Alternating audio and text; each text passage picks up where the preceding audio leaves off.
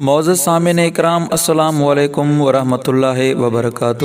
معزز سامعین اکرام، آج ہم آپ کو اس ویڈیو کے اندر حضرت امام جعفر صادق رحمۃ اللہ تعالیٰ علیہ کے کچھ اقوال سنائیں گے۔ معزز سامعین اکرام، اگر آپ ہمارے اسلامی یوٹیوب چینل پر نئے ہیں تو ہمارے اسلامی یوٹیوب چینل کو ثواب کی نیت سے سبسکرائب کریں اور ویڈیو کو لائک کریں۔ معزز سامعین اکرام، ایک مرتبہ حضرت امام جعفر صادق رحمۃ اللہ تعالیٰ علیہ مدینہ المنورہ میں تشریف لائے تو لوگ ان سے علمی استفادہ کے لیے آئے۔ آپ نے لوگوں سے کہا کہ مجھے تعجب ہے 4 قسم کے آدمیوں پر جو 4 باتوں سے غافل ہیں۔ آپ نے فرمایا مجھے تعجب ہے اس شخص پر جو مصیبت میں پھنسا ہو اور یا ارحم الراحمین نہ پڑھتا ہو۔ حالانکہ قرآن پاک حضرت ایوب علیہ السلام کے بارے میں ارشاد فرماتا ہے وَأَيُّوبَ إِذْ نَادَى رَبَّهُ أَنِّي مَسَّنِيَ الضُّرُّ وَأَنْتَ أَرْحَمُ الراحمین، اور ایوب نے جب اپنے رب کو پکارا کہ میں مصیبت میں پھنسا ہوا ہوں اور آپ ارحم الراحمین ہیں۔ اس دعا کا فائدہ خود قرآن کریم میں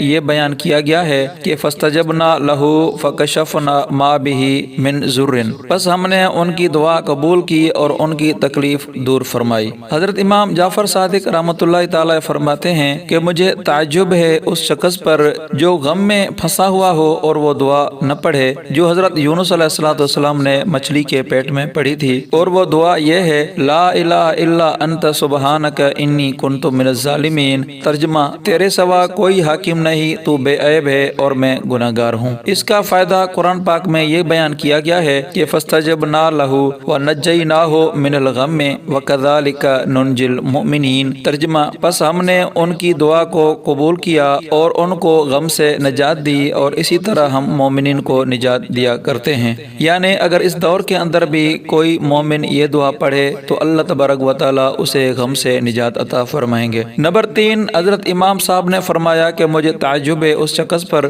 جس کو کوئی خوف لاحق ہو اور وہ یہ دعا نہ پڑھے جو صحابہ اکرام نے خوف کے وقت میں پڑھی تھی، اور وہ دعا یہ ہے حسبنا اللہ و نعم الوکیل، کافی ہے ہم کو اللہ اور کیا خوب کارساز ہے۔ اس کا فائدہ قرآن پاک میں یہ بیان کیا گیا ہے کہ فانقلبوا بنعمت من اللہ وفضل لم یمسسہم سوء، پس لوٹے وہ اللہ کی نعمت اور فضل کے ساتھ اور ان کو کوئی پریشانی نہیں ہوئی۔ نمبر 4، امام صاحب نے فرمایا کہ مجھے تعجب ہے اس شخص پر جو دشمنوں کے مکر و فریب میں مبتلا ہو اور وہ یہ دعا نہ پڑھے جو فرعون کے خاندان کے ایک مومن نے پڑھی تھی۔ وہ دعا یہ ہے وَأُفَوِّضُ أَمْرِي إِلَى اللَّهِ إِنَّ اللَّهَ بَصِيرٌ بِالْعِبَادِ، میں سونپتا ہوں اپنا کام اللہ کو، بے شک اللہ کی نگاہ میں ہیں سب بندے۔